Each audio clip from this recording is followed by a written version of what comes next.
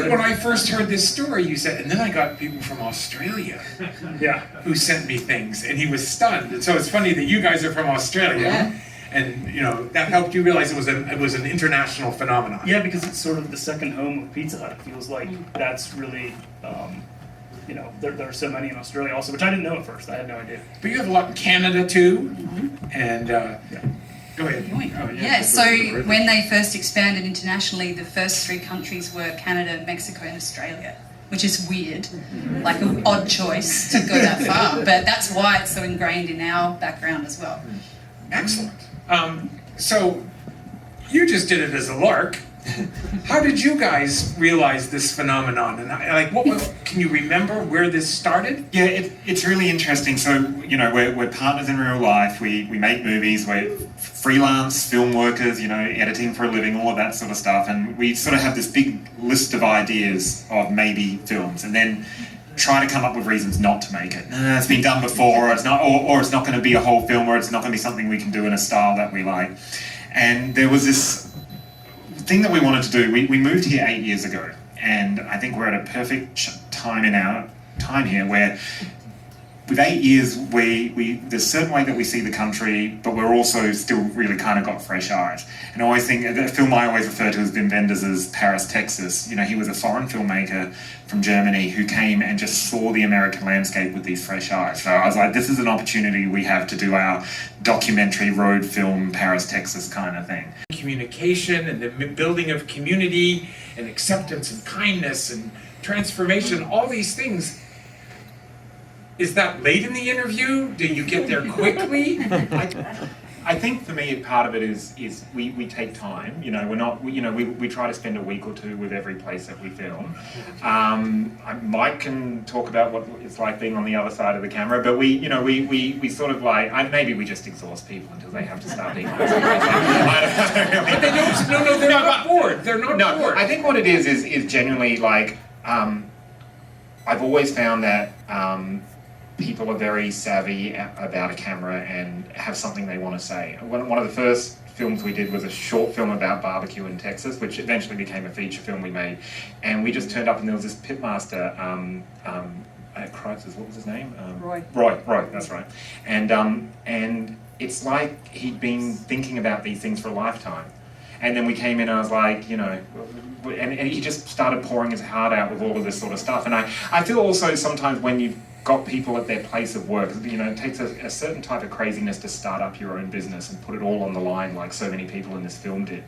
And I think, you know, there's a lot of time spent where you think about, you know, what is this thing that I do? And so we just found that by being open and listening, and I think part of that being new to the country as well meant that we didn't come with baggage.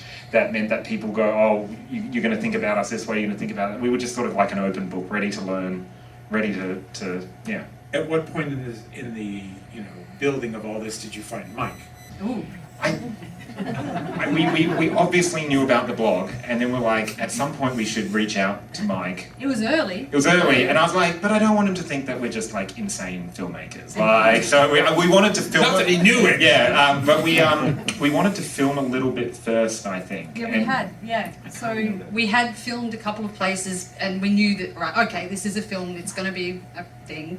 And I think I sent you an email to the email address on your website, not knowing if you still checked that inbox. And you did. I did, yes. I remember getting the email and I remember thinking, cool, because this just sits here and nothing really happens, and it's cool to see something come of it all. And I've gotten questions, people have said, they're like taking your idea. I'm like, no. They're using the idea and making something else with it. If the film had just been, here's a list of pictures of Pizza Huts, and that's kind of just taking the idea. But that it was something totally different than my direction with this whole thing has just been, this is funny. It's the blog is goofy for anyone who's read it. I mean, it just kind of make jokes. I haven't made any of those jokes in a while because I haven't updated it for a long time. Because you can only make so many jokes about all that. But maybe I should get back into that. But it was interesting to me because it was like a whole other facet of the whole thing, which I found fascinating. And it was really interesting when we spoke to Mike and saw his perspective as having, been around this idea for so long and seeing it from this angle, it was really, we were just saying that, because Mike's only just seen the film for the first time tonight, so Probably digesting. Yes, but like I said, Mike Nielsen coming in at the end with that, fourth quarter buzzer beater, to finish out the film. When we were putting the film together, we were like, Mike speaks so well about, what it means to us now. How do we incorporate it in the story? And then we realized that, like, a 2008 era website, that's part of the Pizza Hut history. That falls like sort of 70% of the way through the Pizza Hut history. And to me, that's a chapter of that whole Pizza Hut story. That without it, it may not be the nostalgic thing that it is now. So to be able to build it in and tell this one of many chapters was really kind of fun, yeah. And I also say I found it highly intimidating that they told me when they were talking to me that right after that they were going to go meet the founder of Pizza Hut.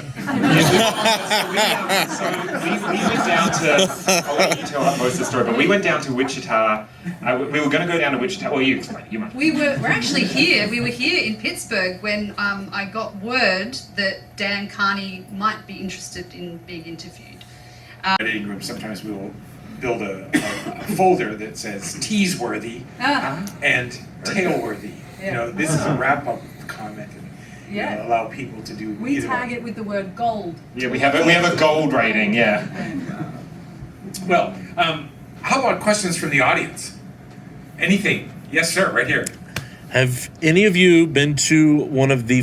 There's only a few locations so far, but have you been to one of the Pizza Hut retro locations? Pizza Hut Classic. Pizza Hut Classic, yes. Rosie, maybe you'll. No, not yet. Okay. But, There's Bill, quite a few in Pennsylvania. yes, there are. And Bill, who owns 94 Pizza Huts, he owns a whole bunch of them, and he's trying to do more of them because he loves That's them. good news. But no, I haven't been to one yet. Has anyone here been to a Pizza Hut Classic? Hey. Sorry. I suggested it for lunch the other day, and it was summarily dismissed by my family. And I will I'm not going to name any names. For the Pizza Hut nerds out there, it's all slightly different what our memories are from Australia. Because when people go like the Book It program, like they had the Book It program, but it wasn't so big in Australia. And the big thing in Australia was around the mid-90s, so like when we were teenagers. Was the all-you-can-eat, which was very different. Like, but it was a real, like they would just bring out pizzas constantly, and it was like $9.99 for lunch, which was a bit like. But this became like the most popular thing in Australia of all time forever. Like, so when we and it included a huge dessert bar, and it was interesting because we took the film to Australia and did some screenings in Sydney, and then you get this slightly different version of people's memories, these different nostalgic things. So that was kind of interesting. Did you think about including an Australian? We wanted to really make it a portrait of America. I think it was that kind of thing where it was like probably budget a little bit as well, but I feel like this was our chance to really focus in on America, and it's kind of, and all of, for us, we decided that our story would end with when it gets sold to Pepsi and becomes this big behemoth of a super corporation, and that's when it all went international. So for us, focusing in on just America sort of. And it's also when it starts to decline. Maybe.